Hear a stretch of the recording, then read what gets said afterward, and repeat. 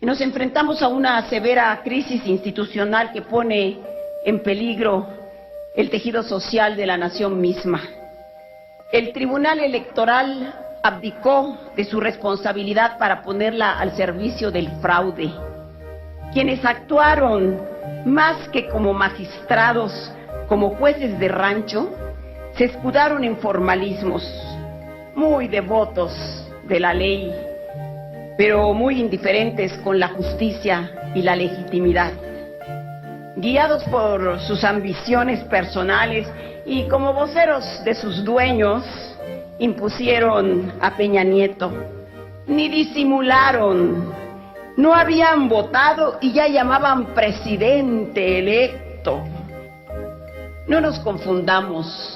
La sentencia no es contra López Obrador y lo que representa, su valor, su honestidad, su visión de un país nacionalista y ciudadano. Es en contra de más de 31 millones de ciudadanos que fueron a las urnas y que no votaron por Peña. Su sentencia es contra México. Condena al país a vivir bajo la sombra de un poder ilegítimo. Es bala de muerte contra un sistema que aspira a ser democrático. Ahora resulta que Peña Nieto, el exquisito, el que no supo ni cómo murió su mujer, el machito mexicano, el de la doble y triple vida, cuyo único mérito fue haber sido tapadera de Montiel, su tío que lo hizo gobernador, hoy debe ser el presidente de México. Y todavía vienen con el cinismo de decirnos que dentro de sus 3 ejes principales va a formar una comisión contra la corrupción. Ojalá que empiece a analizar su caso. Ese que representa los monopolios televisivos, que repartió tarjetas Soriana, Monex, que hizo turbias operaciones financieras para canalizar fondos de dudosa procedencia, a ese señor que sedujo y compró autoridades electorales, incluyendo a los consejos distritales, de los que poco se hablan, trabajan en la tenebra, pero son determinantes en el manoseo de las cifras en cada estado, nos lo imponen como presidente. El día de hoy vengo a hablar acerca de los acontecimientos ocurridos el 1 de diciembre pasado. Presenciamos bajo estado de sitio, encerrados, aislados de la sociedad, la toma de protesta de Enrique Peña Nieto, quien compró la presidencia lucrando con la gente más pobre de este país. Pero la gente no se quedó tranquila en su casa.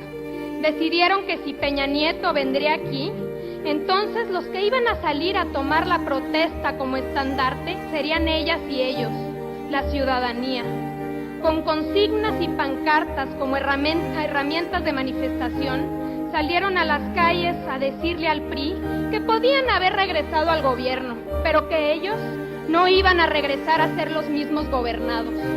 Es cierto, estamos desconcertados, pero también estamos listos para defender a quienes lo merecen, no solo a los detenidos injustamente, sino a todas las demás personas que no quieren un régimen de control, autoritarismo y temerario.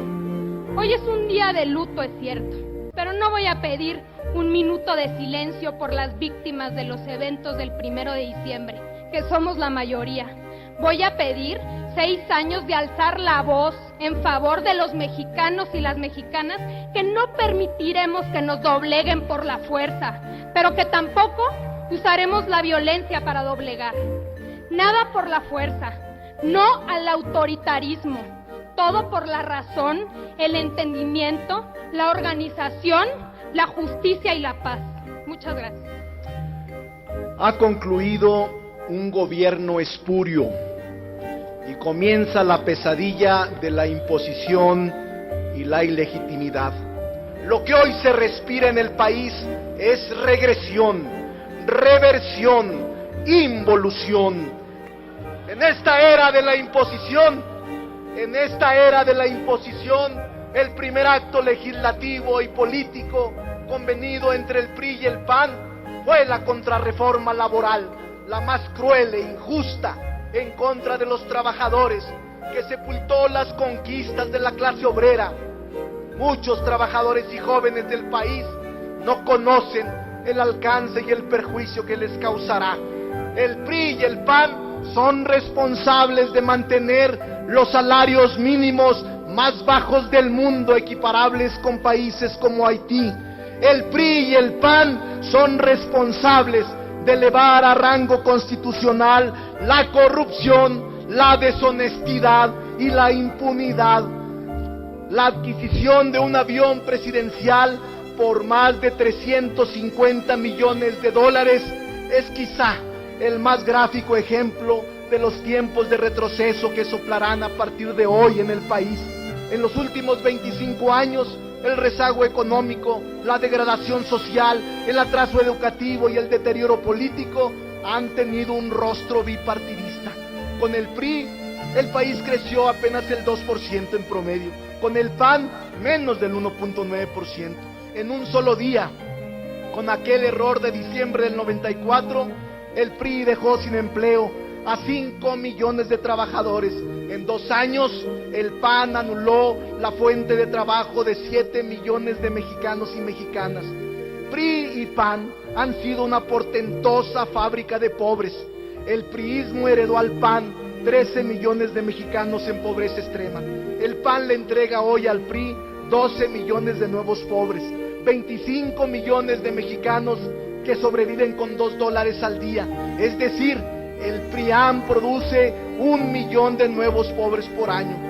Hay transacción, no transición, sobre todo cuando se tiene a un IFE timorato, mediocre, omiso y cómplice de las violaciones constitucionales, de la ominosa compra de los votos y del uso desmedido del dinero ilegal, cuando se tiene a un tribunal electoral que actúa como comparsa de las peores prácticas de la perversión política.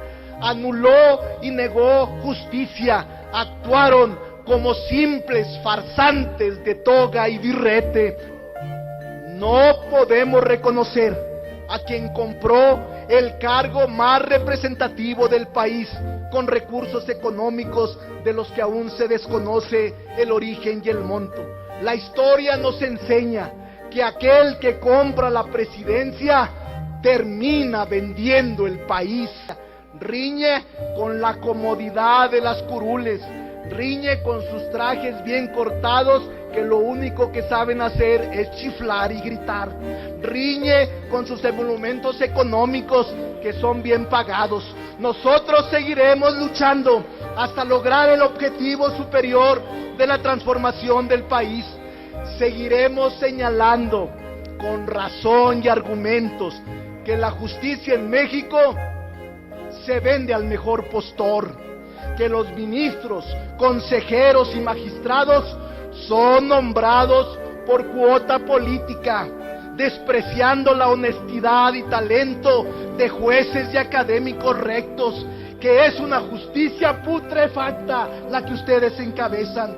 Seguiremos elevando la voz contra este régimen de oprobio, corrupción, inmoralidad y caducidad. Seguiremos denunciando la compra descarada de los votos, el uso del sistema financiero, el lavado de dinero a favor del PRI, la alineación de los poderes fácticos en contra de la libertad del sufragio, la intervención ilegal de los gobernadores y presidentes municipales que saquearon las finanzas. Seguiremos defendiendo las causas de los estudiantes. Seguiremos denunciando a los gobiernos genocidas como el de Calderón, que ha dejado al país en un océano de sangre y violencia por su guerra torpe y absurda y por la complicidad impune de los altos mandos. Seguiremos defendiendo el petróleo y la energía de la privatización. Seguiremos denunciando el saqueo y el pillaje. Seguiremos alzando la voz contra los feminicidios, contra los crímenes de odio, contra las desapariciones forzadas, contra todo aquello que es una lacra y que ustedes... Señor diputado, sea tan amable. Concluyo, presidente. Seguiremos defendiendo nuestros principios. Sépanlo bien. No vamos a transar dádivas con el poder. No actuaremos con sumisión ni obediencia al poder corruptor del gobierno. Seguiremos siendo solidarios y simpatizantes de líderes sociales y honestos, congruentes, como Andrés Manuel López Obrador, el líder más importante, con mayor autoridad moral que tiene México. ¡Salud, compañeros! Síganse riendo, burlándose del pueblo de México.